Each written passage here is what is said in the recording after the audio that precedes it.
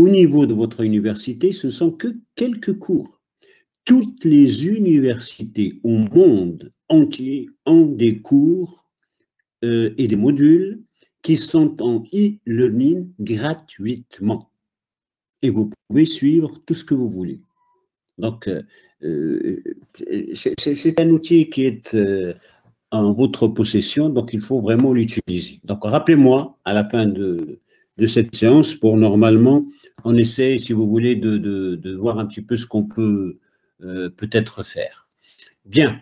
Alors, ce qui est aujourd'hui, à mon avis, intéressant, si vous voulez, c'est regarder d'une manière concrète, si vous voulez, ce que on a normalement étudié, mais à travers un certain exemple ou à travers un certain petit cas que nous allons faire, si vous voulez, ou sur lequel nous allons proposer des réponses à la fin de la séance. Alors, on est resté sur la planification, c'est-à-dire l'étape 2. Rappelez-vous, je vous rappelle toujours l'ossature, si vous voulez, les 4 grandes parties de ce cours, et auquel, si vous voulez, j'invite tout le monde à retravailler davantage, si vous voulez, les cours, etc. Ce qui est important, c'est que se doter des outils du marketing, les concepts clés, les concepts de comportement du consommateur, les concepts de marketing pour chaque secteur, chaque activité, chaque métier, etc. Cela nécessite une démarche. Et cette démarche, c'est l'analyse, la planification et le plan opérationnel, les 3 étapes.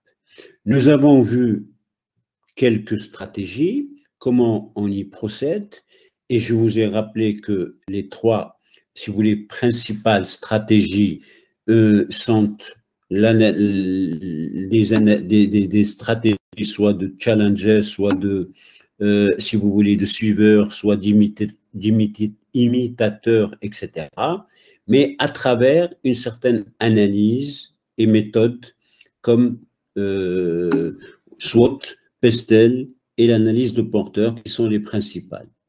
Ensuite, nous avons vu également les 3 principaux outils fondamentaux du marketing qui sont obligatoirement, je dirais, nécessaires à toute élaboration de stratégie, qui sont, si vous voulez, la segmentation, le ciblage et le positionnement. Et nous sommes arrivés à la 2e étape, qui est la planification, puisque maintenant, il faut, selon notre stratégie, trouver des objectifs et essayer de les planifier pour l'entreprise afin de trouver les vraies actions qui sont dans la pratique, si vous voulez, ou l'étape 3 qu'on appelle la mise en œuvre, hein, comme je l'ai intitulé dans ces slides, ou le plan opérationnel. Donc, nous sommes à cette étape-là et nous allons regarder, ce sont des choses que vous connaissez et ce sont des choses que vous vivez tous les jours et ce sont des choses que vous pouvez facilement retravailler par vous-même et élaborer vos propres slides. Alors, dans cette étape, si vous voulez, de planification, en premier lieu, il faut élaborer une segmentation pertinente du marché. Donc, il s'agit d'identifier les groupes de clients, hein, ou de consommateurs qui, normalement, ont une attente vis-à-vis de votre produit et de votre service. Voilà, donc c'est clair. Vous avez une offre et vous avez des segments. Ensuite, une fois que vous avez vos segments, l'analyse que vous avez effectuée au niveau de la première étape va vous permettre de vous positionner dans ces segments. Se positionner, on l'a dit, c'est essayer de trouver une place dans l'esprit des consommateurs. Ça veut dire qu'ils vont vous mettre, si vous voulez, dans leur esprit en fonction de leur demande et en fonction de leurs souhaits et en fonction de ce qu'ils veulent recevoir de votre produit comme satisfaction. Et à travers cela, vous allez normalement construire une image de marque de votre produit. Alors, si vous arrivez à ce stade-là, normalement, vous êtes déjà devant vos concurrents et que vous avez trouvé les éléments qui vont vous permettre, si vous voulez, de vous distinguer, de vous différencier. Alors, en définissant cette vision ou ces visions stratégiques, on aura une vision plus globale qui vous permettra maintenant de déterminer vos choix, tout simplement, les choix prioritaires, hein, donc en fonction de vos actions, etc. Bien, je prends un cas qui va qui va nous accompagner jusqu'à la fin, si vous voulez, de cette séance. Alors, vous êtes, si vous voulez, devant une entreprise qui est une salle de cinéma d'art et d'essai, une spéciale. Hein, donc, vous voyez que ce n'est pas une salle de cinéma qui projette des films, tout simplement. Non, c'est d'art et d'essai. Elle a déjà une petite particularité. Alors, est fondée à la fin des années 60, dans une ville moyenne. Le fondateur de ce cinéma vient de passer le flambeau à ses deux enfants qui vont continuer l'affaire, animés par le même esprit de promotion culturelle.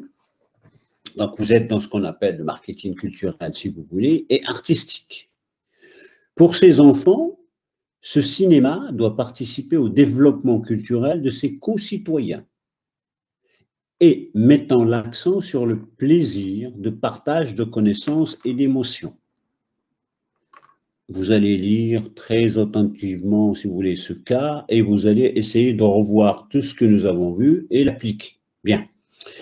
Donc, vous êtes déjà dans des segments, vous êtes déjà dans un positionnement, et vous avez ciblé. Hein, donc, ce n'est pas n'importe qui va au cinéma, ce sont les gens qui ont du plaisir à suivre tout ce qui est artistique, tout ce qui est culturel. Le cinéma est implanté au centre-ville, près d'un centre historique, c'est encore un avantage, dans une vieille bâtisse typique, donc l'architecture, etc. Hormis quelques travaux de décoration, les locaux n'ont pas été rénovés. Donc rien n'a été fait, si vous voulez, depuis des années. La ville en question est une ville touristique où sont organisés en période estivale de nombreux festivals dans une région dynamique tant sur le plan culturel que démographique. D'ailleurs, pour répondre à une demande croissante, une grande enseigne de distribution a créé il y a 2 ans un magasin pilote épicentre d'un centre commercial plutôt haut de gamme. Donc, il y a un mall qui vient de s'implanter, si vous voulez, à côté de ce cinéma. Alors, voilà le décor. Et un cinéma qui n'est pas comme les autres, qui a des segments, qui est bien implanté, qui est dans une ville touristique, etc., etc. Donc, vous voyez, si on veut analyser stratégiquement, si ces deux enfants souhaitent développer ce cinéma, donc il faut qu'ils fassent des analyses stratégiques, ensuite la planification, et ensuite ils partiront vers ce qui est prêt, qui est le prix, le produit, etc. Bien. Alors, ça, nous avons, si vous voulez, le cas. Alors, face à ce centre commercial qui vient d'être ouvert, qui est comme un mall, hein, l'offre commerciale avec des enseignes d'habillement, donc vous voyez les marques, et il y a aussi la décoration, donc il y a plusieurs magasins qui ont ouvert à côté, si vous voulez, de ce cinéma d'art et d'essai. Alors, s'adossant à ces deux centres commerciaux, maintenant desservis par les bus, donc il n'y a pas de problème de parking, de restauration, etc. et tout ça. Alors, imaginons maintenant que votre cinéma, c'est à la Corniche et il était seul et ensuite il y a Morocco Mall qui vient s'implanter à côté. Voilà, c'est ça le décor. Hein. Alors, ces récents développements ont conduit à une baisse de fréquentation du centre-ville. C'est tout à fait logique parce que plus il y a de centres ailleurs, plus le centre-ville, si vous voulez, il va devenir, je dirais, de second ordre. Alors, maintenant, le cinéma, il a besoin de se développer, de trouver d'autres activités, de réfléchir, etc., sur je dirais, un marketing différent. Alors, comment? En principe, il va essayer d'augmenter sa fréquentation et comment il va assurer la survie, si vous voulez, de ce cinéma. Voilà, la question, c'est bien cela. Première étape qu'il doit faire, c'est resegmenter son marché. Hein? Ça veut dire quoi? On a plusieurs critères de segmentation. On avait, si vous voulez, les goûts des spectateurs en matière de films. On a le lieu d'habitation. On a les caractéristiques sociodémographiques. On a le style de vie familial. Ce sont que des exemples que l'on vous donne pour réfléchir sur la segmentation que vous allez, en principe, avoir. Eh bien, il faut réfléchir auprès de quelle personne faut-il faire de la communication plus tard. Si vous choisissez un secteur, vous avez une communication bien particulière. Donc, vous voyez que ce n'est que quelques éléments, ce ne sont que quelques éléments qui vont vous permettre de réfléchir, si vous voulez, sur votre stratégie. Après la segmentation, vous avez le ciblage. Supposons que vous avez déjà segmenté ou choisi, si vous voulez, un segment de personnes qui sont à la retraite. Qu'est-ce que vous allez normalement cibler dans ces personnes-là? Alors, donc, il faut vraiment choisir leur je dirais, intérêt et essayer de trouver une demande qui va répondre parfaitement à leurs besoins en fonction de beaucoup de critères, de leur goût, de leur, si vous voulez, temps libre, de leur budget, de leur fréquentation, etc. Et en fonction de ces éléments, vous allez cibler. Je viens de dire, vous allez vous cibler peut-être les gens à la retraite. Mais il y en a d'autres qui vont cibler les enfants ou les célibataires, si vous voulez, sans enfants, hein, puisque chez eux, ils peuvent en avoir, les amateurs de cinéma, les groupes d'amis, les associations, les citadins ou les gens qui viennent de l'extérieur de la ville, etc. Et enfin, vous êtes censé positionner votre offre. Alors, comment allons-nous la positionner? Eh bien, vous vous posez des questions, tout simplement. Ben, est-ce que ce cinéma, par exemple, d'art et d'essai, il est plutôt dans un autre cinéma, et je vais présenter, si vous voulez, des films d'action, etc., et en même temps des films culturels, où normalement, je vais essayer de projeter quelque chose pour ceux qui viennent de l'extérieur des villes. Donc, vous vous positionnez par rapport aux autres salles de cinéma. Et à cette question, les dirigeants du cinéma, d'art et d'essai, choisissent de répondre en positionnant leur offre ou pas simplement comme visionnage. C'est à eux de choisir. Si ils vont visionner des dessins animés pour enfants, donc ils vont probablement intéresser les enfants, mais les parents qui accompagnent leurs enfants. Mais il faut qu'il y ait des films de qualité, hein, de Walt Disney, une dernière création, etc., etc. Donc c'est parce que normalement c'est un moment de partage, etc. Si le choix de programmation est dans un lieu particulier qui fait la différence, donc ça veut dire que la salle, elle doit être, je dis, décorée, elle doit être très propre, spacieuse, confortable, la sonorisation, elle doit être, je ne sais pas, d'une manière très performante, etc. Alors, regardez maintenant l'IMAX, enfin le IMAX, au Morocco Mall, eh ben, c'est tout à fait autre chose. Hein, donc, rien que l'écran, rien que la projection, comment elle se fait, le son, etc., eh ben, vous êtes enveloppé dans un autre son que Megarama, par exemple, c'est tout à fait autre chose. Alors, vous voyez que on a proposé un développement d'une salle de cinéma dans la culture, eh bien, vous êtes censé être un connaisseur du secteur, un connaisseur de l'économie, un gestionnaire manager, un marketing, quelqu'un de la communication, quelqu'un. Donc, tout, si vous voulez, ce que vous possédez comme connaissance au niveau du marketing est important pour le moment. Et vous arrivez à utiliser, à partir de ce petit cas, donc quelques éléments que nous avons développés.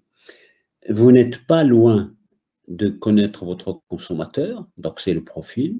Vous avez fait une segmentation, un ciblage et un positionnement. Qu'est-ce qui vous reste? Eh bien, il vous reste alors proposer une offre en fonction du prix, distribution, communication, si vous voulez, et une offre, je dirais, globale. Donc, la stratégie et la planification en fonction des besoins et, si vous voulez, des concepts de base de marketing que vous connaissez. Donc, on reste toujours dans le même schéma. Alors, qu'est-ce qu'on utilise généralement?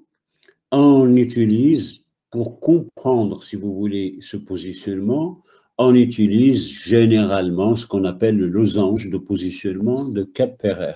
Donc, encore une fois, vous mettez losange de positionnement de Cap-Ferrer sur le moteur de recherche Google, par exemple, et vous aurez des milliers et des milliers, si vous voulez, de textes et de schémas qui vous expliqueront cela. C'est tout simplement un losange où vous avez 4 coins, comme un losange, et pour avoir votre positionnement, Cap-Ferrer vous propose, si vous voulez, de poser les questions pourquoi, qui, contre qui et quand. Voilà, donc ce sont 4 questions qui vont vous permettre votre offre dans, si vous voulez, avec un positionnement particulier pour le consommateur. Donc, vous réfléchissez sur une expérience riche en savoir et émotions à partager avec les autres. C'est le bénéfice que vous allez donner plus tard. Les couples avec enfants qui aimeraient aller au cinéma, c'est la cible. Une sortie familiale, si vous voulez, intergénérationnelle, grands-parents, parents, domestiques, enfants, etc. et tout ça, d'accord? Et ça, c'est beaucoup plus pour essayer d'attirer une certaine clientèle différente de la concurrence. Et les autres salles de cinéma vont regarder un petit peu ce qu'ils font et essayer d'offrir quelque chose de beaucoup plus accessible, beaucoup plus familial et en même temps une programmation qui vous permettra d'être différent de votre concurrence. Et bien, quand c'est le moment et la situation. Alors, c'est ça le fameux losange. Donc, vous voyez, quelle cible de marché, quel concurrent direct vous allez vous opposer, contre qui, pourquoi, quel est le bénéfice que vous allez donner de plus par rapport à la concurrence et quel moment d'utilisation. Donc,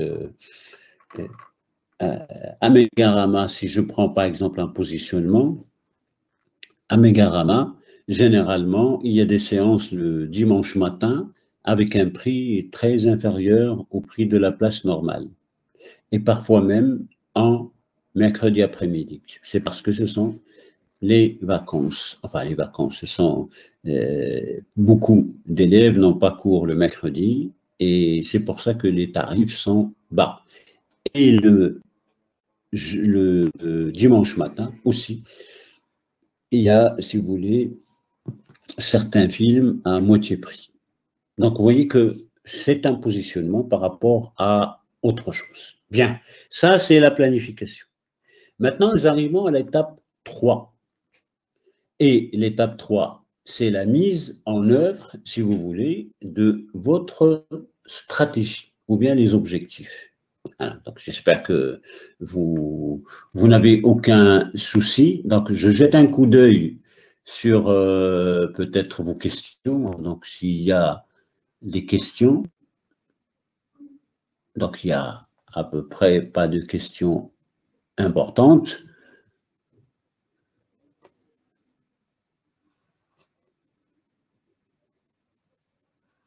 Alors, il y a certains qui ne m'entendent pas.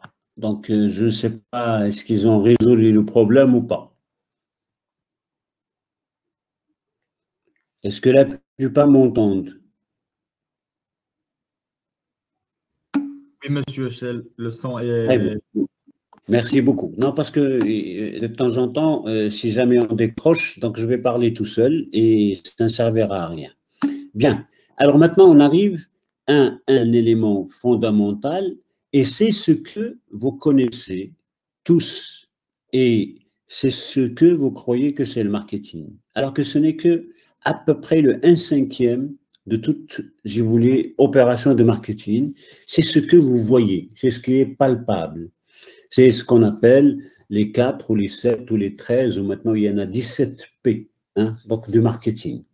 Et c'est le prix, c'est la distribution, c'est le produit et c'est la communication. Enfin, les 4 fameuses P, hein, donc product, price, promotion et place. Donc, c'est ce que les 4 fameuses P de Kotler, qui sont maintenant 7 P, donc je vais vous en parler et vous donner les 3 autres, qui sont les plus usuellement, si vous voulez, ou habituellement, donc utilisés par rapport aux entreprises. Il s'agit de ce qu'on appelle le marketing en action, le marketing opérationnel. Les 3 étapes que je vous ai décrites, c'est-à-dire la stratégie, la planification et le marketing opérationnel qui est la mise en œuvre, qui est le marketing, si vous voulez, en action. Voilà. Donc, on est à la 3e. Et cette 3e, c'est elle qui va vous permettre d'exécuter, vous, si vous voulez, avec certains outils évidemment, vos actions, exécuter votre stratégie. Tout ce qui est opérationnel, c'est généralement à court terme. Hein, donc, et tout ce qui est stratégique, c'est à moyen et à long terme. Alors, c'est la 4e partie dans votre, si vous voulez, cours, et c'est la mise en œuvre du marketing normalement opérationnel. Alors, voilà ce qu'on va voir. Et j'ai enlevé énormément de slides qui serviront, si vous voulez, que d'appui et d'approfondissement que vous pouvez chercher. C'est ce que nous allons voir. C'est ce que j'ai appelé séance 10, 11 et 12. Généralement, c'est tout simplement pour vous donner que c'est important et vous êtes censé passer un peu plus de temps, si vous voulez, à analyser, à retravailler, si vous voulez, cette partie parce qu'elle est importante en cherchant d'autres applications, d'autres cours, d'autres, si vous voulez, formations sur Internet. Et vous approfondissez tout ce que vous avez maintenant comme document. On va faire la synthèse à la fin. Alors, nous allons voir le marketing opérationnel, le mix, la politique de mix, les 4 P et les 7 P rapidement, que la définition et le plan marketing que vous allez suivre. Et ensuite, nous allons faire quelques exercices. Et je vous donnerai un schéma. D'ailleurs, vous pouvez le télécharger. Il est en téléchargement maintenant. La méthode des cas avec uniquement des graphiques. Donc, j'ai pris toutes les études de cas en marketing, la méthodologie, et je l'ai retravaillée en schéma parce que je sais qu'il y en a parmi vous qui n'aiment pas trop lire. Et dans ce cas-là, quand vous allez avoir un cas à traiter en marketing, vous suivez le schéma qui est dans vos supports, si vous voulez, de cours. Alors, qu'est-ce que c'est que le marketing opérationnel? C'est la concrétisation sur le terrain des décisions d'orientation prises au niveau stratégique. Tout ce que vous avez mis en valeur, si vous voulez, au niveau de votre stratégie, tout ce que vous avez analysé, les orientations, les différentes, si vous voulez, propositions de stratégie, par rapport à vos concurrents, par rapport à l'environnement, et vous allez les mettre en action. Tout cela, c'est à court terme. Obligatoire. Sinon, vous n'êtes pas du tout dans l'opérationnalité. Alors, c'est le stade entre l'action terrain qui doit s'adapter en permanence à la stratégie que vous avez déjà établie. C'est tout. Alors, puisque vous comprenez mieux quand j'applique ça sur vous-même, et c'est ce que je vous ai dit, c'est l'état d'esprit marketing, vous êtes en licence, votre stratégie, c'est d'avoir un master.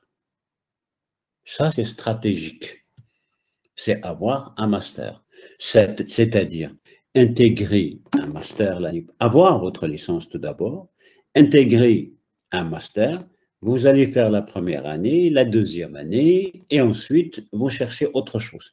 Si j'arrête à l'obtention du master, c'est une stratégie. Mais à court terme, qu'est-ce que vous êtes censé faire? Décrocher notre licence. Voilà. Avoir déjà votre, même pas licence, avoir votre S5. Donc, vous voyez que S5, tout d'abord, ça c'est ce qu'on appelle le court terme ou le très court terme. Vous avez votre stratégie, c'est d'avoir un master, mais première action à faire, c'est normalement avoir votre S5 tout d'abord. Ensuite, votre licence. Et ensuite, vous cherchez, si vous voulez, le master que vous voulez. Mais le master que vous allez peut-être avoir, vous l'avez déjà en stratégie. Vous voulez faire un marketing en droit, en marketing, enfin, en finance, en marketing en audit, en marketing en communication. Est-ce que vous voulez faire un master, pardon, à Casa, à Rabat, à Agadir, en Europe, en France, en Espagne? Vous êtes déjà à la recherche. Vous êtes censé avoir déjà une stratégie. Eh bien, c'est ce qu'on appelle la stratégie. Si vous ne l'avez pas, vous ne pouvez absolument pas, je dirais, comment dirais-je, même votre obtention de licence ne servira à rien. Vous allez avoir une licence, un diplôme et c'est tout. Mais non. Avoir un S5, donc ça veut dire si vous êtes censé faire ou avoir quelque chose vous voulez faire le marketing, donc il faut travailler je dis bien, tous les modules et même développer davantage vos connaissances en management, en entrepreneuriat, en développement personnel, les soft skills, la vente, les négociations. Je ne parle même pas du module marketing approfondi. Ce n'est qu'un petit élément qui va normalement être dans votre stratégie globale. Mais le reste, si vous voulez, il est immense. Et puis vous êtes censé avoir énormément de connaissances, la lecture, etc. Vous êtes censé déjà avoir quelques idées sur les lauréats de ces masters que normalement vous souhaitez faire, etc. Donc vous voyez que je ne parle beaucoup plus de l'avenir, qui sont une orientation stratégique, que l'actuelle. Eh bien, c'est ce qu'on appelle, si vous voulez, le stade intermédiaire entre l'action et la stratégie que vous avez faite. C'est dans ce sens-là que l'entreprise travaille quotidiennement et à chaque instant, si vous voulez. Alors, si je reviens maintenant à l'entreprise, le marketing opérationnel, par souci de simplification, c'est ce qu'on appelle le marketing mix. Si vous voulez, vous avez choisi des actions et vous avez une grosse marmite, et dans cette marmite, vous mettez votre produit, votre prix, votre je ne sais pas quoi, tout ce que vous avez fait d'une manière stratégique, vous mélangez et vous avez un plat. Et le plat, c'est votre marketing mix. Je peux vous donner les mêmes ingrédients. Donc, vous êtes plusieurs. Je vous dis, tiens, on va faire un petit concours d'un tagine et je vous donne une marmite avec plusieurs, si vous voulez, ingrédients. fruits, tout ce que vous voulez, enfin, légumes, atria, etc. et tout ça, et je vous demande de concocter un plat. Eh bien, le plat, c'est le mix. Et chacun va avoir un plat avec un goût et avec normalement une cuisson différente. Avec, il y en a qui vont cuire ça, si vous voulez, au gaz naturel, d'autres au gaz liquéfié, d'autres, si vous voulez, au charbon, d'autres, je ne sais pas quoi, dans un cocotte, dans un tagine, dans une marmite, et chacun aura un plat différent. Eh bien, c'est l'application des 4 P. C'est pour ça qu'on l'appelle un mix, c'est une mixiture, marketing mix. Et vous avez 4 éléments selon Jérôme McCarthy, donc, qui les a normalement en 1960, donc il y a à peu près 60 ans, et c'est le product, le produit, le prix, la distribution et la communication. Et chaque P, elle peut avoir un mix. Je peux parler de product mix, c'est-à-dire le produit mix. Le product, si vous voulez, mix, ça peut être la gamme, la qualité, la taille, etc. et tout ça. Donc, vous avez le prix, il peut être mix aussi. Hein? Donc, je peux avoir des soldes, je peux avoir des prix bas de gamme, haut de gamme, etc. Prix selon la taille, prix selon je ne sais pas quoi. La distribution, c'est le multicanal. Et la communication, je peux utiliser énormément de communication. Alors, le marketing mix, si on prend le premier, vous avez quelques éléments qui peuvent rentrer dans votre politique de prix, dans votre action, votre politique de prix, si vous voulez. Vous avez la variété, les qualités, le design, le packaging, la marque, l'unique proposition de vente, donc c'est ce qu'on appelle unique selling point, donc c'est la promesse, l'unique promesse de vente, si vous voulez. Et vous voyez, vous ne pouvez pas avoir les variétés, ni le design, ni le packaging, ni la marque, si vous n'aviez pas une stratégie de l'autre côté, bien en avant. Si vous n'aviez pas fait votre segmentation et vous n'avez pas identifié vos consommateurs ou vos clients, vous ne pouvez absolument pas produire de produits. Donc, vous voyez à quoi ça sert la stratégie. Il y a certaines personnes qui n'aiment pas le rouge dans le papier. Donc, papier rouge, par exemple. Il y a certaines personnes qui achètent un produit, mais qui aiment l'emballer dans du papier recyclable. Vous voyez que ça c'est le packaging qui va normalement. Donc, vous êtes censé offrir physiquement un produit, si vous voulez, qui normalement, auquel vous allez rajouter d'autres services supplémentaires qui vont le rendre beaucoup plus intangible. Alors, imaginez maintenant ce qu'une banque vous vend comme produit. Vous voyez que la banque, elle ne vous vend jamais un produit, elle vous offre un service. Et les produits à la banque, on ne peut pas les stocker. Je ne peux pas fabriquer, si vous voulez, un produit pour un client, et si le client ne vient pas, je peux le vendre à un autre client. Ça n'existe pas.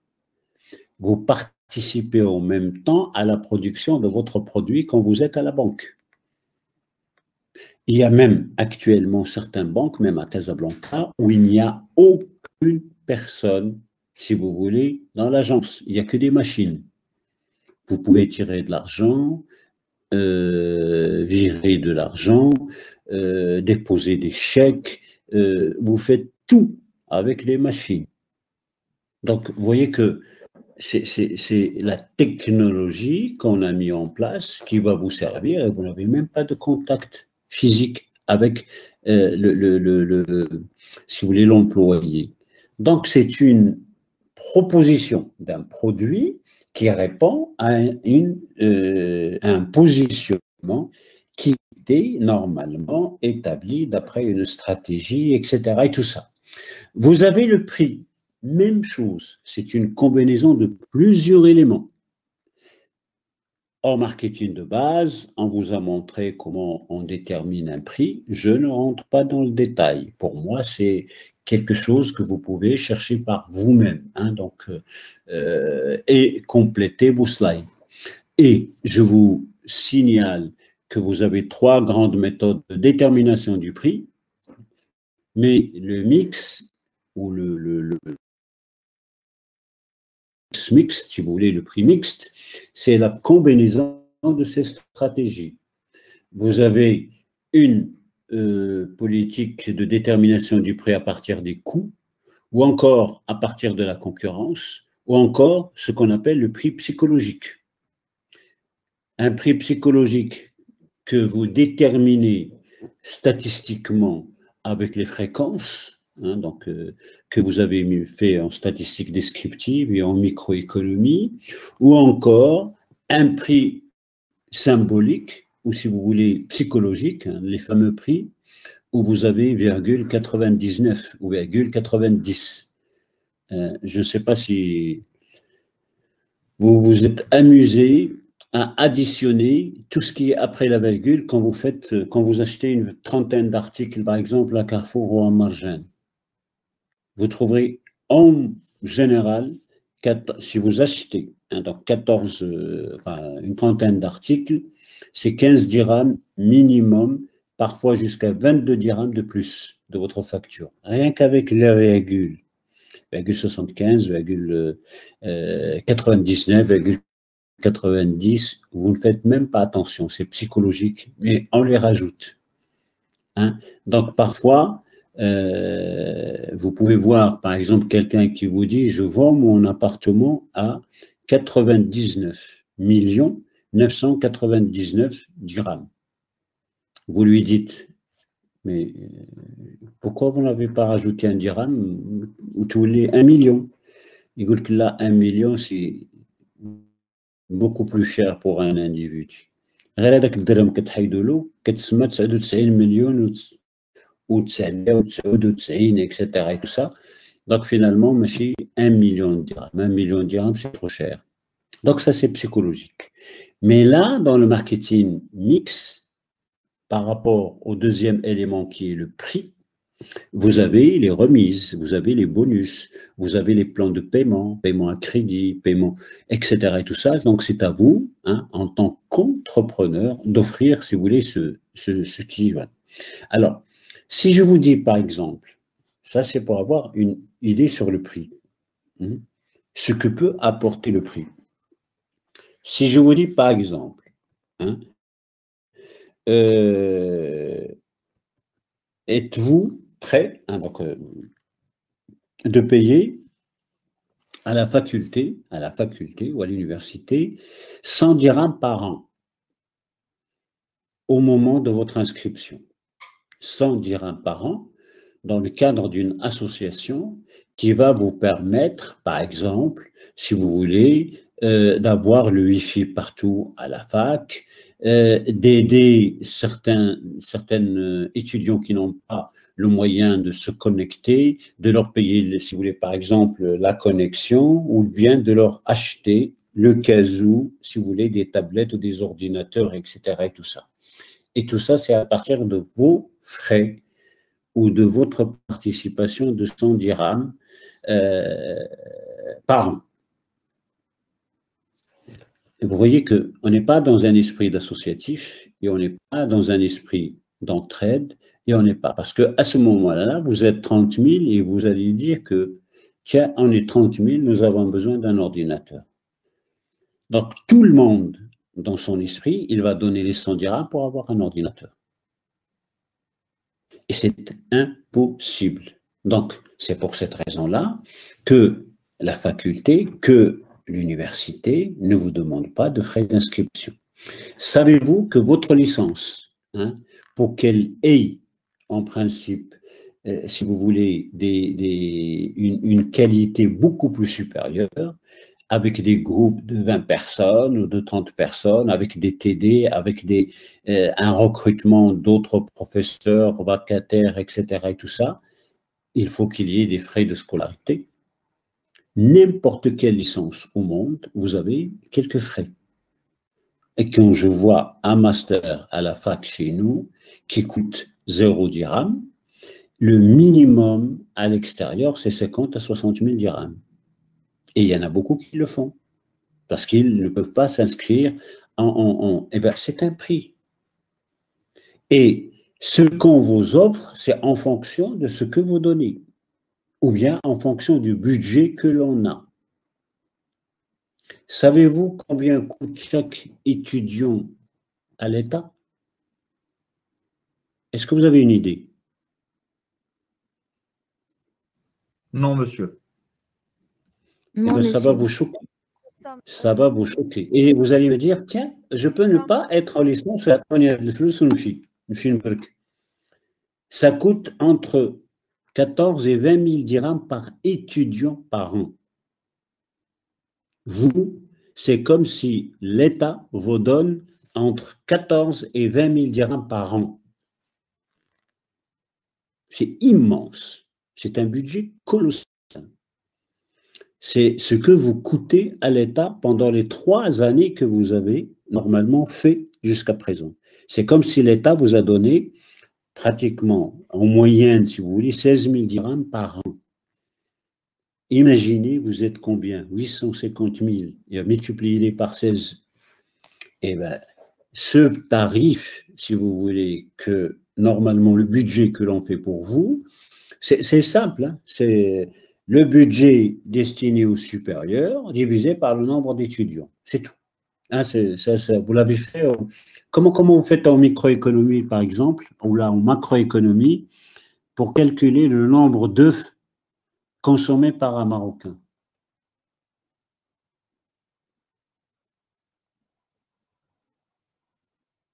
Si je vous dis, calculez-moi le nombre d'œufs en moyenne consommés par un Marocain.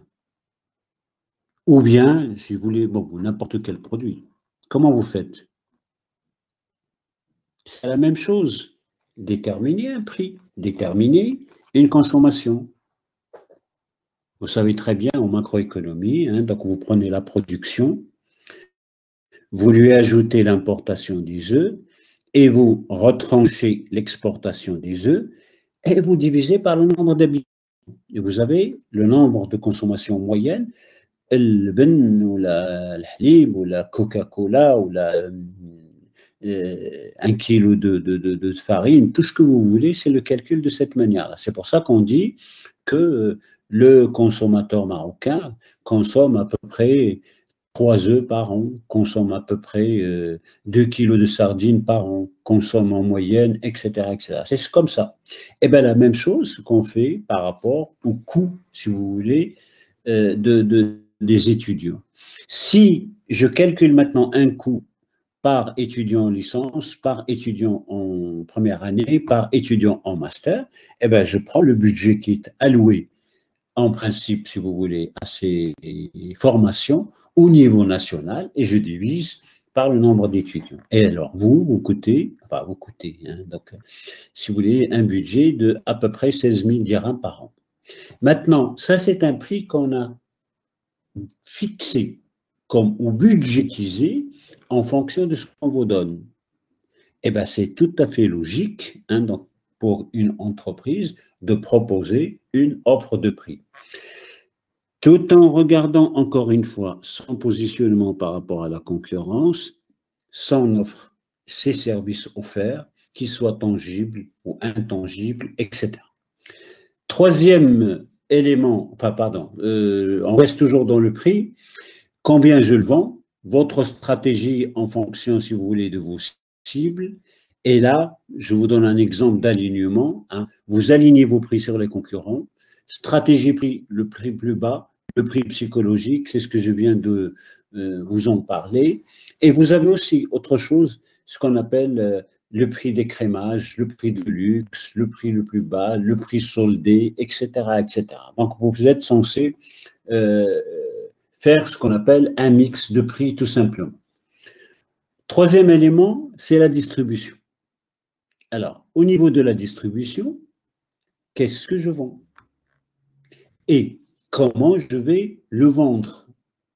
Où je vais le vendre? Et quel canal vais-je utiliser? D'accord? Donc, si vous voulez, c'est là où les clients viennent chercher le produit. Ou bien, vous allez leur acheminer par la vente à distance, ce qu'on voit actuellement. D'accord? Vous avez plusieurs possibilités sur place, dans de grands centres commerciaux, sur Internet, produits à assembler, etc., etc. Et ce qui est important, si vous voulez, c'est l'acheminement du produit et ça Monsieur, rentre dans le canal de distribution. Maintenant, vous avez la banque qu'on appelle multicanal, où la distribution, si vous voulez, des produits bancaires, on la voit à travers Internet, à travers le digital, le numérique, et en même temps sur place. Donc, vous avez, si vous voulez, il y a beaucoup d'applications à télécharger pour acheminer le service bancaire jusqu'à chez vous. Les circuits de distribution peuvent être courts, longs, semi-longs. Alors, donnez-moi par exemple un circuit ultra court. Un circuit de distribution de produits ultra court. Ikea. Là, Ikea. c'est pas Ikea, c'est pas ultra court. Vous vous déplacez, etc. Bon, alors, je vais vous donner un exemple. Alors, au client. là, vous êtes en voiture, vous êtes à la campagne et vous voyez فلاح مخرج البيض كيبيعو في الطريق. Ça, c'est ultra court. De la ferme, la poule يلا حطت البيض هزه هو جابو وجا للطريق وانت وقفتي وشريتيه. Ça, c'est ultra court. Maintenant, vous achetez les mêmes œufs من عند مول الحانوت. Est-ce que vous connaissez le circuit? Est-ce que vous connaissez le marché ديال البيض فين كيتباع البيض؟ En gros. فين كيتباع الدجاج en gros؟ فين كيتباع الدجاج en gros؟ المارشي دو كرو ديال الدجاج كتعرفوا؟ حي محمدي. عين السبع. كتعرفوا ديال عين السبع؟ Oui, monsieur. فوالا. الوغ دونك منين كيجي هذاك البيض؟ راه كيجي تقريبا من لا ريجيون الشاويه كلها ومن لي زوزين وعاد يا دي انترميديير دي سوز انترميديير دي سوز انترميديير وعاد كيوصل لعند هذاك الكروسيست والكروسيست عاد كيبيعو وهذاك الشيء الاخر عاد كيديه وعاد كيتفرق على الحوانت. دونك فويي كو البيض ملي كتاخذو دوبوي le circuit ultra court, il est beaucoup plus frais, peut-être, et il est moins cher, et il est de très bonne qualité. Alors que le reste, il y a toute une, je dirais, pas industrialisation, qui est l'arcile, qui est les produits chimiques. Savez-vous que certaines, ça va vous paraître bizarre, hein? Certains œufs, qui est de l'eau, je ne sais pas si c'est une poudre, je ne me rappelle plus laquelle, وكيوليو بيضين بحال بلديين راه ماشي بلديين complètement. Et on vous vend le بيض بلدي وهو ماشي بلدي غير مسبوغ parce que il y a une poudre ما عرفتش شنو هي كيديروه شويه تما كيبان البيض كيولي بيض et vous croyez que ce sont des œufs بلديين. Donc vous voyez que plus le circuit est long, plus, en principe, le prix est là et la qualité parfois baisse. Et là, ceci, ça peut nuire à la définition du prix, ça peut nuire à la qualité des produits, ça peut nuire à beaucoup de choses. Alors, si ce qui est important en marketing, c'est beaucoup plus la communication, vous allez le remarquer si vous voulez, par l'élément communication qui est le quatrième et qui est le plus important. Parce que vous êtes en contact de cette communication quotidiennement. Un produit sur son prix, sur sa distribution et en même temps sur, si vous voulez, l'entreprise, son environnement, tout ce que vous voulez. Alors, vous avez deux grands moyens de communication. Médias, c'est là où normalement vous avez énormément de cibles. Hein? L'affichage, la presse, la radio, la télévision, cinéma, Internet, etc. Là où vous avez énormément, si vous voulez, de cibles, de segments, de consommateurs ou de clients. Et le hors média, c'est quand la communication est destinée à une catégorie de personnes très restreintes.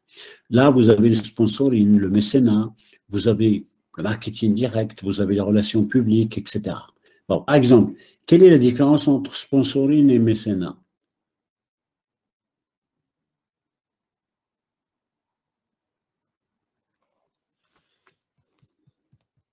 Différence entre sponsoring et mécénat.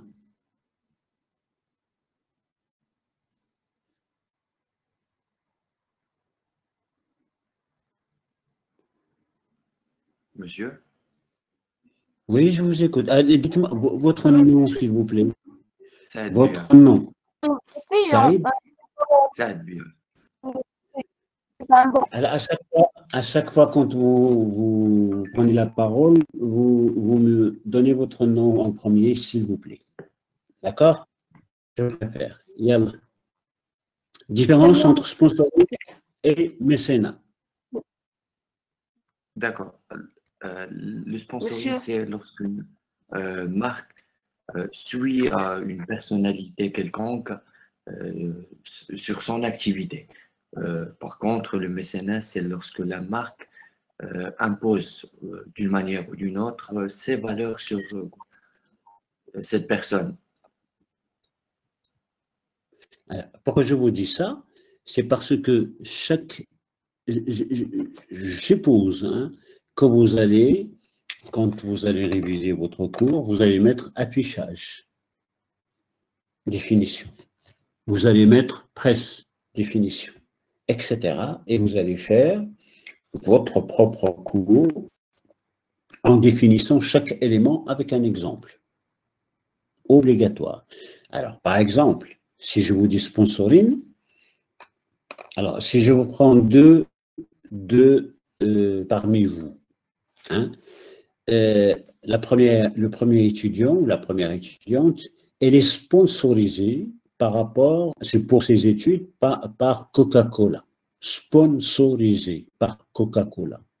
Et je prends une autre ou un autre étudiant, et Coca-Cola, c'est mécène de cet étudiant. Ça veut dire qu'elle paye ses études. Quand Coca-Cola est sponsor, l'étudiant, quand il ouvre son ordinateur, on doit voir Coca-Cola. Quand il porte un t-shirt, on doit voir sur son dos Coca-Cola. Quand il ouvre son cahier, il a une pub de Coca-Cola. Quand normalement, si vous voulez, il a un stylo, il écrit au stylo Coca-Cola. Ça veut dire quoi? Ça veut dire que Coca-Cola est un sponsor qui demande une contrepartie immédiate en fonction de ce qu'il vous donne comme soutien. Si maintenant Coca-Cola est mécène, c'est-à-dire c'est du mécénat, elle donne le même financement à un autre étudiant, mais tout est anonyme. Ça veut dire que vous ne voyez aucun logo, aucun slogan, et cet étudiant peut même boire, je ne sais pas, d'autres boissons que Coca-Cola. Pepsi, par exemple, ça, personne ne lui interdit ça. C'est ce qu'on appelle le mécénat. Monsieur, Oui. Est-ce que le mécénat s'agit d'un don? Tous les deux sont des dons, sauf que le premier, en tant que sponsor, le sponsor, l'entreprise qui sponsorise, demande un service en contrepartie ou une exécution d'une tâche, alors que le mécénat, c'est un don normal. Alors, je vous donne un exemple. Vous avez assisté certainement au Téléthon pour le sida, ou contre le sida, si vous voulez. Enfin, la fameuse soirée à la télévision pour collecter des dons. Certainement, vous l'avez suivi, donc il y a longtemps. Alors, quand quelqu'un donne, si vous voulez, un don, ou bien propose une somme d'argent, eh bien parfois, quelqu'un qui a donné de l'argent, mais il ne veut pas divulguer son nom. c'est du mécénat. Mais les qui disent la Banque populaire, maintenant, a 100 millions, eh bien, c'est du sponsoring. Parce qu'en contrepartie, elle va, si vous voulez, être payée par une action de communication. C'est comme si elle a fait une action de communication. Eh bien, c'est ce qu'on appelle hors média. Donc, ce sont des éléments que vous êtes censés chercher par vous-même. Bien, ça c'est une petite parenthèse. Alors maintenant, il y a d'autres pays, au-delà du prix, produit, distribution et communication. On est passé, si vous voulez, à d'autres éléments et on les a appelés les 7 P. Au-delà des 4 P que vous connaissez, si vous voulez, vous avez ce qu'ils appellent people, hein, où vous avez le process et vous avez le physical evidence. Il y en a 3 qui sont en bas qu'on a rajoutés. Hein. Je vais vous donner la définition de ces 3. Alors, par exemple, le personnel. Qui vend le produit? C'est une 5e P, ce qu'on appelle le people ou bien le propriétaire. L'accueil réservé aux clients, la disponibilité, l'attitude du personnel. C'est tout ce qui est, par exemple, au niveau de la banque, si vous voulez, en front office, hein, en contact avec la clientèle. Cela est d'autant plus important lorsque vous ne vendez pas un produit, c'est-à-dire vous vendez un service à la banque. Hein. Si vous voulez, vous faites la queue dans une banque et le comportement de l'agent, ou bien, si vous voulez, le responsable, il est différent à chaque passage. Il n'a pas la même humeur, il n'a pas le même comportement, il est tout à fait différent. Est-ce qu'il est fatigué au moment où vous allez passer, etc. C'est pour ça que l'administration, les gens qui travaillent dans l'administration chez nous, c'est très, très délicat. Hein, parce que c'est quelque chose de... en fonction, si vous voulez, du moment. Hein, et bien, le personnel, ou le people, hein, donc qui est en contact avec, si vous voulez, la clientèle, est très important selon leur comportement. Et c'est un enjeu que l'on rajoute, si vous voulez, au niveau du marketing mix. Et ça peut nuire à la prestation globale, ou même parfois au produit. D'accord? Vous avez, si vous voulez, le process, ou le processus, en quelque sorte, si vous voulez, de vente, hein, donc, sur lequel l'entreprise va normalement, si vous voulez, je dirais, pas se projeter, mais offrir en quelque sorte. Ce processus, si vous voulez, c'est beaucoup plus le temps, c'est beaucoup plus la courtoisie, c'est beaucoup plus parfois même l'accueil, etc.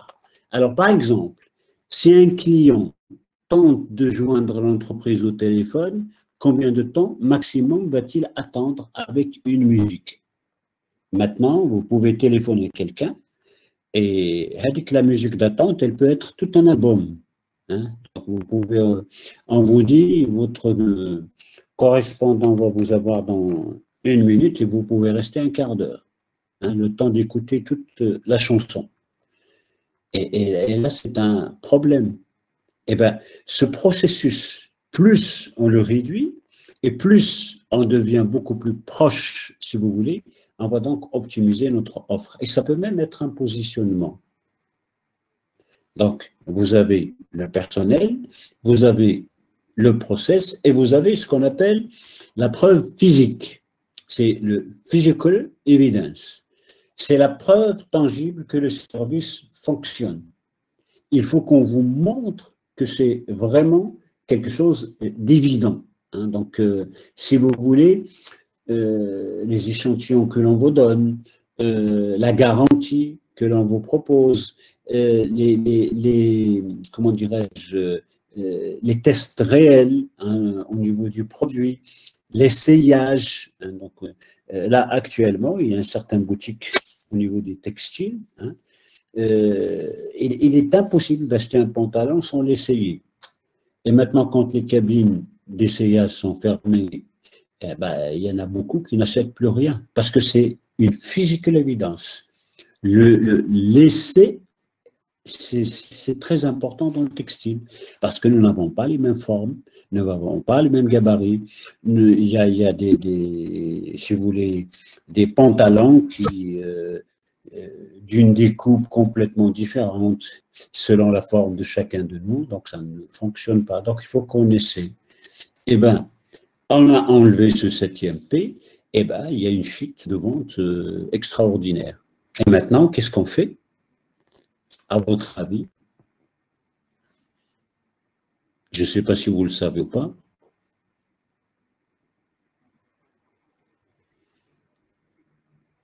Qu'est-ce qu'on fait actuellement? Je ne sais pas si vous êtes dans je dirais, le in de la vente des vêtements actuellement ou pas. Ben, tout se vend par Internet, Instagram, Facebook, etc. Toutes les boutiques ont maintenant leur compte et il y a des livreurs qui vous amènent des vêtements jusqu'à chez vous et qui rentrent chez vous et vous pouvez essayer et vous prenez ce que vous voulez et vous payez. Donc, vous voyez, on s'adapte et on rajoute à chaque fois un P supplémentaire, si vous voulez, aux fameux, si vous voulez, éléments des. Alors, je reviens au cinéma pour compléter. Donc, décliner les axes stratégiques de l'entreprise, vous savez ce que c'est que le cinéma. Vous savez tout à l'heure comment on a déterminé le positionnement et, si vous voulez, à travers la segmentation et le ciblage. Maintenant, il faut qu'on le décline en mix. Donc, on a fait la stratégie, on a fait la planification et maintenant, on passe à l'action. Et l'action, c'est déterminer, en quelque sorte, si vous voulez, les axes opérationnels. Alors, on va proposer, par exemple, des films art et essai plus grand public. Pas spécifiquement une catégorie, mais tout le monde. Hein? Les grands-parents, les parents, les enfants viennent tous ensemble. On va mettre des campagnes publicitaires dans les journaux locaux. On va peut-être faire des affiches à la faculté, hein, pour que l'esprit, en quelque sorte, si vous voulez, de culturel rentre même au niveau de la fac, et même cinéma. Hein, donc, je ne sais pas si... moi, j'ai fait mes études dans une ville française, pardon, j'ai fait mes études dans une ville française, et en 87-88, j'étais, si vous voulez, dans une ville où le campus universitaire, hein, c'est Dijon, je ne sais pas si vous connaissez ou pas. En 88, hein, j'ai terminé mes études et nous avions 3 salles de cinéma et une dizaine de cafés à l'intérieur du campus universitaire. Imaginez à la faculté, à côté de l'amphi 5 ou l'amphi je ne sais pas quoi, chez nous, à la fac, vous avez un grand boulevard où fait 2 grands cafés et un cinéma. Imaginez ça. Et c'était un campus, hein, la résidence universitaire à côté, le restaurant universitaire à côté, la faculté où j'étais, c'était à 2 pas, la fac de médecine, la fac de sciences, etc. C'est un campus universitaire. Tout est ouvert. Les voitures qui nous ont qui stationnées, tout est insonorisé, etc. Eh bien, c'était un marketing universitaire à part. Hein, on avait des couloirs dans l'administration où vous avez des photocopies à l'époque avec des pièces. Vous mettez des pièces et vous photocopiez ce que vous voulez. Donc, vous voulez, à l'époque, moi je parle en 88, vous voulez un polycope, eh ben, vous le commandez par téléphone ou par, à l'époque, il y avait le Minitel, c'est l'Internet d'aujourd'hui. Vous le commandez, on vous donne l'heure et vous venez le chercher automatiquement. Donc, il y avait quelque chose de plus, si vous voulez, qui est proposé. C'était un mix universitaire qu'on a proposé en fonction de certaines stratégies qu'on a déterminées. Oui, il y avait quelqu'un qui voulait intervenir.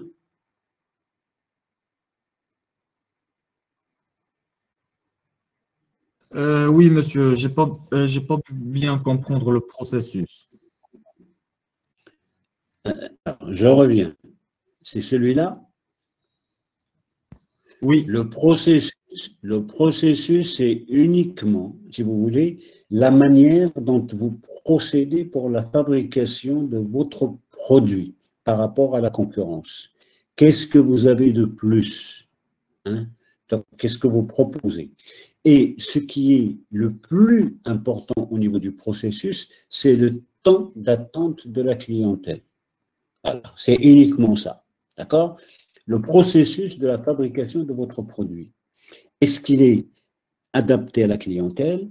Est-ce qu'il est beaucoup plus rapide? Est-ce qu'il est d'une manière, si vous voulez, beaucoup plus simple d'utilisation, etc. et tout ça? Le processus, par exemple, utilisé par IKEA, c'est donner en quelque sorte l'importance de ces produits par rapport à tout ce que vous allez utiliser manuellement pour le montage de vos produits. Parce que on vous donne l'impression de le fabriquer, hein, de participer à sa fabrication. C'est un processus différent.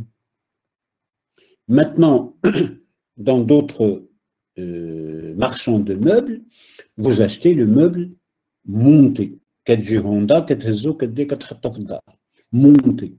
Mais eux, rien n'est monté. Très, très, très, très rare, hein, que vous voyez. Donc, il faut ce processus de fabriquer vous-même, monter vous-même votre produit, eh ben, c'est un processus de plus que IKEA vous vend.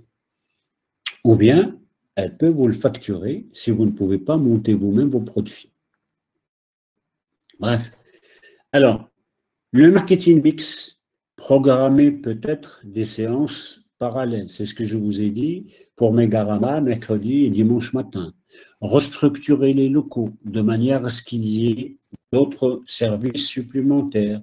La librairie, canapé, cafétéria, etc. et tout ça. Donc, ayez de donner beaucoup plus d'importance, si vous voulez, à ce qui est supplémentaire par rapport à la culture, par rapport à la proposition de certaines personnes, etc. Donc, c'est quelque chose de très important que l'on essaie de changer.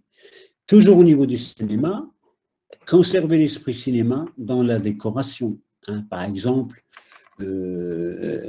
chez nous, moi je rêve toujours de rentrer dans un café à Casablanca et trouver, par exemple, tout ce qui est artisanal chez nous. الصينيه الميده السدادر اللي كنسميوهم حنا السدادر الطوابل داك الصوفه ديال المبره داك quelque chose de qui va normalement nous ramener dans des années lointaines ou bien si vous voulez sortir de la modernité hein, dans laquelle nous sommes mais malheureusement on ne trouve pas. Donc vous avez aussi si vous voulez la communication. Là, par exemple, on va afficher hein, dans les centres commerciaux, dans les centres municipaux, dans les communes urbaines, dans les écoles, etc. Donc, on va communiquer d'une manière beaucoup plus directe. Et c'est un événement culturel, donc on peut l'associer à une exposition de peinture, à une galerie d'art, à des ateliers de dessin pour avant de rentrer au cinéma, par exemple, pour les enfants, il va y avoir des ateliers d'écriture, etc. Donc, sortir un petit peu et essayer d'innover au niveau, si vous voulez, de votre offre. Au niveau aussi des axes stratégiques qui vont être déclinés en variables de mix, on peut avoir un parking supérieur, un parking souterrain, on peut imaginer de voiturage, on peut peut-être proposer un package, si vous voulez, pour un film, y compris un repas, un popcorn, etc., un ticket unique, un abonnement, proposer des soirées package avec un film ou un repas en même temps, un dîner pour les enfants, proposer par exemple une invitation, hein, donc ça ne se fait absolument pas beaucoup chez nous, une séance spéciale anniversaire en projetant un film par exemple et avec le gâteau d'anniversaire. Donc vous voyez que on peut proposer autre chose pour développer, si vous voulez, les actions stratégiques, enfin les actions pour développer la stratégie que nous avons fait. Alors, quelques exercices pour finir, pour normalement revoir un petit peu ces actions, etc. et tout ça. Vous les avez et vous avez pratiquement l'exercice et sont corrigés. Vous regardez un petit peu ce qui se passe. Alors, je vous laisse 1 minute pour chaque et rien pour une petite réflexion. Et quand vous recevez ou vous téléchargez vos fichiers ou vos slides, je vous propose honnêtement de ne pas regarder la réponse rapidement, mais essayez de la faire avant. Alors, par exemple, lorsqu'un laboratoire pharmaceutique assure le lancement d'un nouveau médicament non générique qui est prescrit par ordonnance, la cible principale et le marketing mix correspondant présentent des spécificités par rapport à ceux associés à un produit de grande consommation. Précisez ces spécificités. Pour la cible principale, vous avez un marketing mix. Alors, donc, on vous demande de préciser les spécificités. P1, P2, P3, P4. Quelles sont les spécificités du marketing mix pour ce laboratoire? Et deuxième question, quel est en particulier le paramètre du marketing mix sur lequel vont principalement porter les actions marketing? Et commentez votre réponse. Si vous avez compris ce qu'on a fait jusqu'à présent, si vous avez suivi votre cours, si vous avez analysé et, je dirais, appris et compris votre cours, vous pouvez répondre. Je sais que c'est très difficile maintenant parce que vous n'avez pas encore révisé d'une manière efficace. Alors donc, parce qu'il ne reste pas beaucoup de temps, on passe un petit peu rapidement parce qu'il y a d'autres questions qui vont suivre. Alors, quelle est la cible dans ce cas-là? Vous allez voir que c'est exactement ce qu'on a dit il y a quelques semaines. La cible, sont des clients. Et là, la cible principale pour ce laboratoire, parce qu'il ne va pas vendre directement à un client, un patient, un malade. Il va vendre à des prescripteurs, médecins, généralistes, etc. Il va vendre à des leaders d'opinion, à des gens, si vous voulez, professionnels de la santé. Donc déjà, quand vous avez une cible particulière, eh bien, le mix, il va être particulier aussi. Alors, les 4 éléments du mix, produit, prix, communication, distribution, il y a une différence pour ce laboratoire. Comment il va faire? Pour le produit, le médicament est essentiellement élaboré par la recherche et développement. Et dans le cadre de la stratégie du positionnement des laboratoires, obligation d'obtenir une autorisation.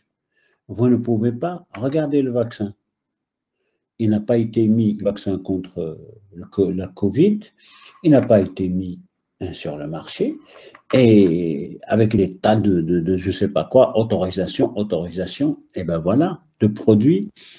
Une des particularités, c'est que c'est un produit qui ne veut pas être vendu comme ça. Donc, il faut une certaine autorisation.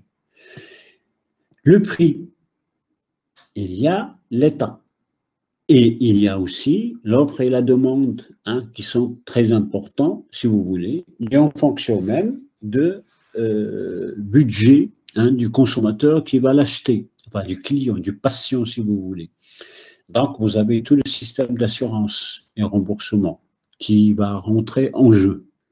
Au niveau de la communication, vous avez les VRP, donc, et les délégués commerciaux qui vont normalement vendre déjà le produit aux prescripteurs, médecins, pharmaciens, hommes de santé, etc. et tout ça. Et il faut que ceci passe par la presse médicale spécialisée, les congrès, il y a beaucoup de choses. Et la distribution, peu de latitude dans le choix du circuit. Vous avez que les pharmacies et les hôpitaux. Vous ne pouvez pas vendre votre produit dans un supermarché. Donc, vous voyez que produit spécial, stratégie spécifique et action complètement différentes, selon, si vous voulez, les produits. Si je prends la deuxième question, quel est en particulier le paramètre du marketing mix sur lequel vont principalement porter? La communication. Parce que sans cette communication, vous ne pouvez rien rajouter. Si on vous demande de commenter, vous dites la communication auprès des médecins, des prescripteurs, d'une prescription en médicaments génériques, supposé. Vous avez énormément de choses sur lesquelles vous êtes censé, en principe, répondre. Les autres questions, ils vont être de cette manière-là. D'accord? Je prends la question 2. Dans la préparation et la mise en œuvre d'une politique marketing, remettez dans l'ordre chronologique les étapes suivantes. Et vous allez mettre de 1 à 6 les éléments. Je vous laisse 1 minute. Mettez-les et voir si vous avez raison ou pas. Qu'est-ce qui est le 1, le 2, le 3, le 4, le 5 et le 6?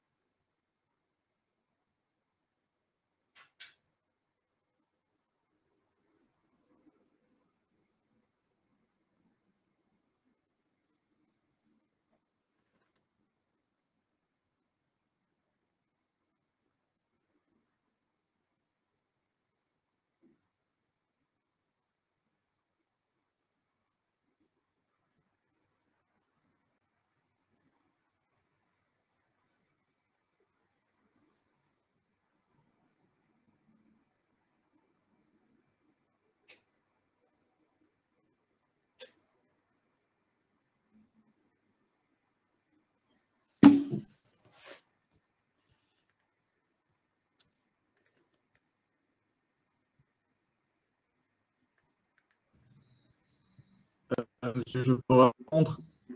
C'est bon? Alors, je vous donne la réponse. La première, c'est la stratégie. La stratégie d'entreprise. Deuxièmement, Oui. c'est la segmentation. Oui. Troisièmement, c'est le positionnement des produits par segment. C'est ça. Quatrième, le marketing mix par segment. Oui. Cinquièmement, le plan d'affaires. Et finalement, le plan d'action opérationnelle. Voilà, c'est ça, tout simplement. Alors, mettez ça dans votre tête et vous aurez à chaque fois, quand on va vous donner par exemple un QCM ou quelque chose, si je vous dis quel est l'élément ici, je vous donne les 6 éléments là et je vous dis quel est le premier élément, le plus important par lequel on commence. Vous cochez stratégie d'entreprise. C'est tout. Si je vous dis quel est le deuxième élément, vous cochez segmentation. Donc, il faut mettre ça, c'est un ordre, donc tout simplement. Et tout ce qui est stratégique, c'est au départ. Intermédiaire, c'est le plan. Et à la fin, c'est le plan d'action, si vous voulez, opérationnel. Donc, et c'est quelque chose de très important à souligner. 3. Dans une logique d'extension de marque, un consultant suggère à la marque Porsche de lancer des rasoirs jetables, signés Porsche et essentiellement vendus dans des supermarchés hard discount. Que pensez-vous de cette suggestion? Imaginez, là vous êtes dans une, je dirais, production de luxe et on vous fait descendre en bas de gamme, rasoir jetable, et vendu dans des discounters. Alors, pour avancer rapidement, donc, que pensez-vous de cette suggestion? Cette suggestion n'est absolument pas pertinente. Le produit bas de gamme, le circuit de distribution est encore sans aucune valeur ajoutée bas de gamme, alors que l'image de Porsche est de luxe. Donc, il n'y a aucune, je dirais, harmonisation. C'est tout à fait, si vous voulez, normal. Alors maintenant, une société Whirlpool est leader international dans la commercialisation de piscines pour les particuliers. Une segmentation des clients potentiels lui permet de mieux cibler ses actions, déterminer 3 critères possibles de telle segmentation. Regardez, vous êtes dans un secteur et ce secteur, il a une stratégie, il a un positionnement, il a une clientèle, il a ciblé, si vous voulez, une clientèle. Mais on vous demande 3 critères de segmentation. Vous les donnez. Hein. Et puisque vous êtes chez les particuliers, zone d'habitat, vous n'allez pas vendre des piscines découvertes là où il fait, je ne sais pas, -3 et -3 degrés, où il pleut tout le temps. Donc, il vous faut un coin, si vous voulez, fermé. Vous avez une position d'un jardin. Si vous n'avez pas la taille suffisante dans un jardin, vous ne pouvez pas du tout acheter une piscine. Et vous êtes censé être une classe, je dirais, C et plus. Donc, ça veut dire un revenu élevé. Voilà 3 critères de segmentation. Si vous n'avez pas ces critères, vous ne pouvez pas être quelqu'un qui vend, si vous voulez, ce genre de piscine. Certains auteurs ont introduit un 5e P dans le marketing mix. Après avoir défini la nature de ce 5e P, expliquez brièvement son importance et 2 leviers majeurs que peut actionner une entreprise pour améliorer ou pour l'améliorer. Vous citez le 5e P, il y en a 3 que je vous ai donnés, vous prenez un et vous répondez, si vous voulez, aux questions. Quelles sont les dimensions, l'importance, etc. Et on vous demande de préciser 2 types d'études. Donc, vous voyez qu'on a mélangé pratiquement tout ce qu'on vous a donné, si vous voulez, dans ces exercices. Si vous répondez, 5e P, c'est le people, ce que je viens de vous dire.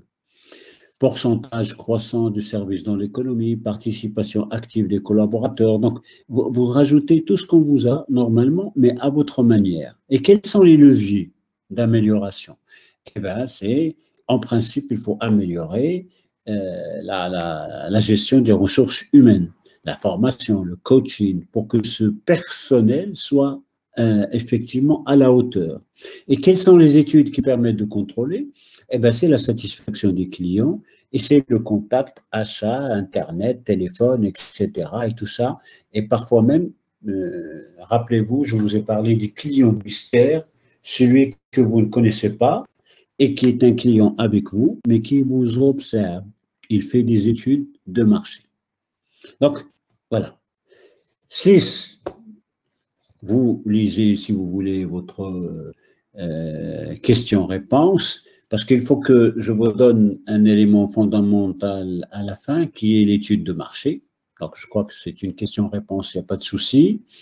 La même chose, hein, donc la réponse, 7 aussi, 8 aussi, 9 aussi. Donc, vous lisez ces questions-là. Alors, j'arrive à un point important.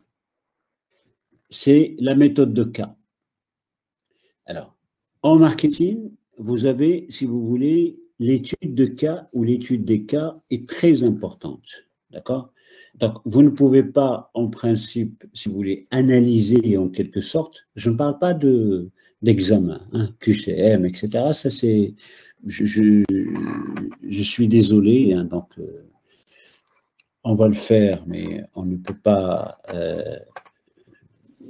faire autrement, mais pour moi, c'est comme pile ou face. Mais il y a quelque chose d'intéressant, donc je vais essayer de donner quelques questions un petit peu, je dirais, où il va y avoir une certaine différence pour ceux qui ont assisté au cours, qui ont suivi le cours, et ceux qui ne l'ont absolument pas suivi.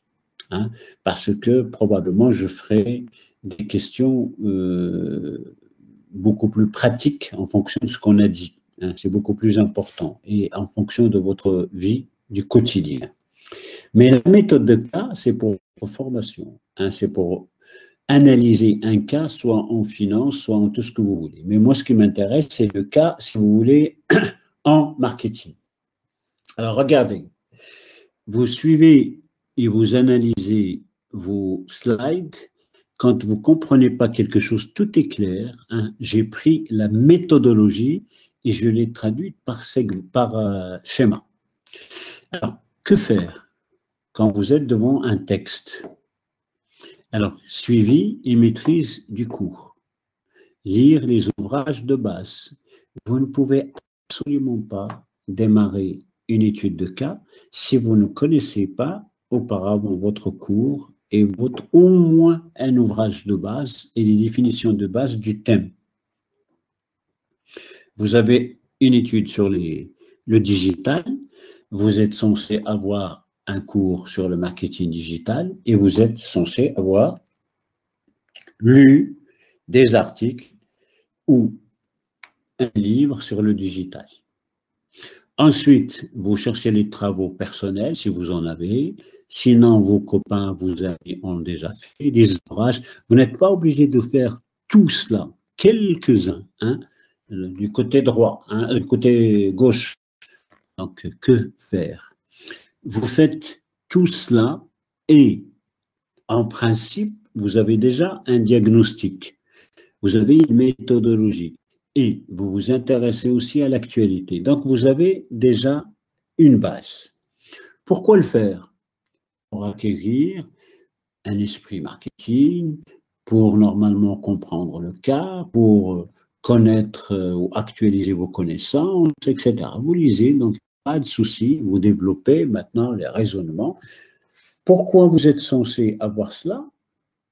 Parce que sans lecture, vous ne pouvez pas avancer, si vous voulez, dans votre étude de cas. Bien. Quelles sont les spécificités de cette étude de cas? 2 tâches assignées à l'étudiant. Élargir son champ culturel et utilisation de nouveaux outils. Et là, vous entendez l'objectif du cours du marketing. Ce que nous avons fait en marketing, ce n'est que à peu près 40% de certains éléments. 60% reste un travail personnel. Vous êtes censé le faire pour normalement arriver aux objectifs de votre cours. Et quels sont ces objectifs? Acquisition de connaissances et acquisition d'un savoir-faire dans un esprit d'analyse. Vous ne pouvez pas aller directement à la définition d'un prix si vous n'avez pas déblayé le terrain stratégique auparavant, si vous n'avez pas étudié vos clients, si vous n'avez pas étudié votre environnement. Là, si vous voulez, sur l'entreprise, sur la maîtrise de certains outils, le développement des facultés d'analyse, l'aptitude, etc., et le savoir communiquer. C'est très important. 3. La qualité requise pour l'étude de cas. Vous avez les qualités de base, connaissance, ouverture d'esprit, souplesse. Vous lisez ça tranquillement, vous allez tout comprendre. Et là, vous sortez avec des intérêts et motivations, un esprit et savoir-faire, une maîtrise de méthodologie. Et les qualités de base, c'est l'esprit d'analyse, l'esprit critique et l'esprit créatif. Qu'est-ce que vous cherchez à travers l'étude de cas? Hein, donc, que vous êtes censé lire. Alors, la configuration des études de cas, vous avez le corps du cas, description synthétique, éléments diagnostiques, etc. Donc, vous avez la problématique que vous êtes censé dégager de votre cas et vous avez les annexes. Maintenant, vous êtes censé avoir lu tout cela et vous les avez décortiqués et vous les avez mis. Je ne parle pas que du marketing, vous pouvez le faire dans n'importe quel autre domaine.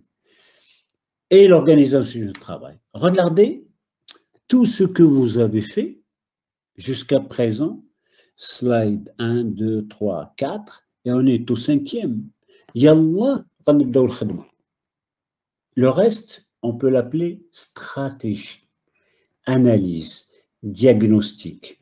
Même une étude de cas, elle a une démarche marketing. Tout ce que l'on a fait jusqu'à maintenant, c'est une nécessité pour arriver à l'organisation du travail. Et il faut se poser les questions. Comment je vais gérer mon temps? Quelle analyse? C'est un mix que vous êtes censé retrouver pour votre méthodologie. Il faut lire énormément votre cas, faire un diagnostic et l'approche des solutions. Si vous n'arrivez pas à avoir cette structure, regardez combien on a passé pratiquement la moitié de l'étude de cas, rien que sur l'analyse, la stratégie, etc. Qu'est-ce qu'il nous faut? Le cas. Le cas, mais قبل ما نبداو نقراو خاصنا le domaine, خاصنا une certaine expertise. Maintenant, je lis le cas, je fais le diagnostic et j'approche des solutions. La lecture de cas. كيفاش كنقراو? La prise de contact rapide, lecture rapide, Ensuite, lecture attentive. المرة الثانية ولا المرة الثالثة ولا المرة الرابعة. وعاد نجيو المرة الخامسة والمرة السادسة, etc. Lecture détaillée des annexes. Et on va sortir avec localisation de l'environnement, apprécier cet environnement, force et faiblesse. Et ben vous voyez, encore SWOT, PESTEL, etc. Et tout ça dans n'importe quelle étude de cas. Rien de la lecture, ça nous prend énormément de temps. Tout est méthodique et tout est structuré. Si vous n'arrivez pas à le faire, ce n'est même pas la peine. Alors, il n'y a qu'à lire l'étude de cas, il n'y a qu'à répondre aux questions, il n'y a qu'à attendre une note de l'enseignant. Non, pas du tout. C'est tout, si vous voulez, une procédure. Le diagnostic, la même chose, interne et externe. Vous êtes dans le SWOT ou dans le PESTEL. Les acteurs, les forces, l'importance du diagnostic interne, etc. Donc, l'approche des solutions, elle va être beaucoup plus simple et beaucoup plus, si vous voulez, rapide. Au niveau de l'approche, définition des objectifs, choix des solutions, exposer les solutions et structure du travail écrit. J'ai essayé de vous présenter par des schémas, parce que je sais que vous ne lisez pas beaucoup. Donc, je peux vous envoyer tout cela, si vous voulez, sur Word, 4 ou 5 pages, et vous allez voir que la méthodologie de l'étude de cas, donc quand vous lisez des phrases et des définitions, vous n'arrivez pas à structurer le travail méthodologique. C'est pour ça que je l'ai, si vous voulez, synthétisé dans ce cas-là. Le travail écrit, vous avez l'introduction, le développement et la conclusion. Et ce qui est important, ça peut être votre... je vous conseille d'utiliser d'une manière stricte et d'une manière intelligente ce que je viens de vous envoyer pour votre PFE.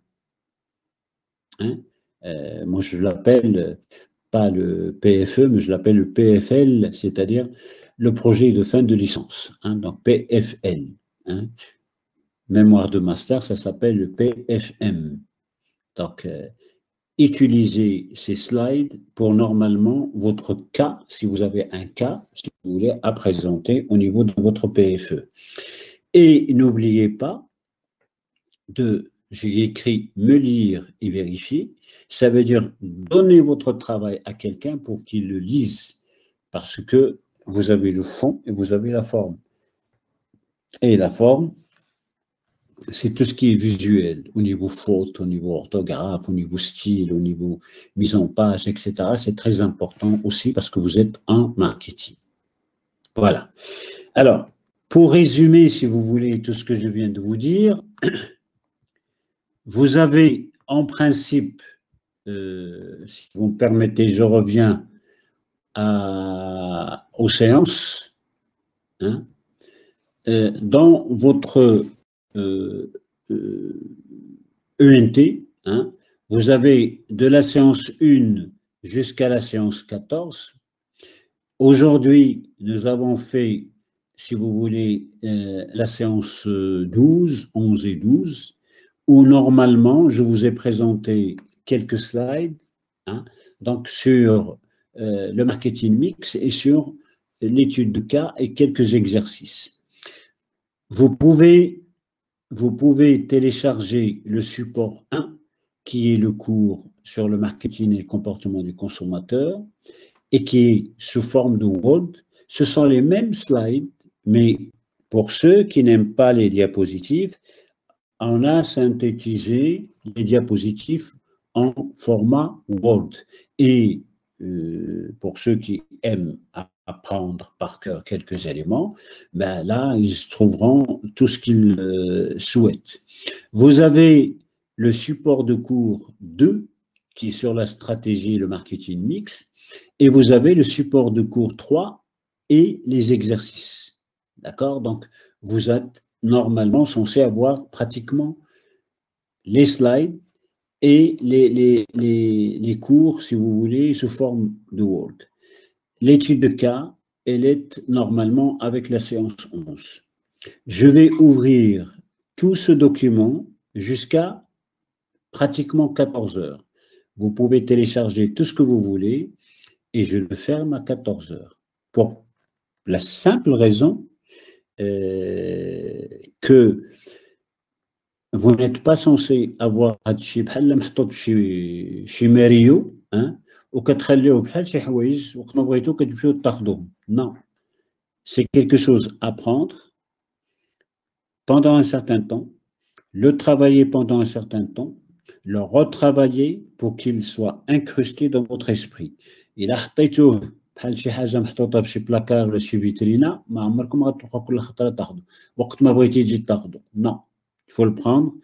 Et une fois que vous allez passer votre examen, j'enlève tout ça de la plateforme. Ça ne servira à rien puisque pour la nouvelle promo, il va y avoir probablement un nouveau cours. Deuxième chose, je l'ai lu dans vos commentaires. Pourquoi le professeur n'enregistre pas? Pour plusieurs raisons. Hein? Un, ceux qui n'assistent pas ou ceux qui ne souhaitent pas assister au cours vont tout le temps dire le cours est enregistré. Non, je suis contre. Mais chez un cours où je ne sais pas quoi, boîte de médicaments à chaque fois, non, c'est quelque chose auquel normalement il a un temps qui est fixé, il a une période. Les gens qui viennent, ils sont bien servis. Ils prennent leur cours, ils le téléchargent, ils le complètent par eux-mêmes, ils discutent entre eux et ils font leur propre cours et leur propre, si vous voulez. Je suis là pour répondre à vos questions pertinentes. Toutes ces slides, tous ceux que j'ai lus qui n'arrivent pas à télécharger, je les envoie à vos délégués qui vont certainement vous l'envoyer. Alors, je crois qu'on a terminé et je vous souhaite une bonne révision et en même temps, je suis à votre disposition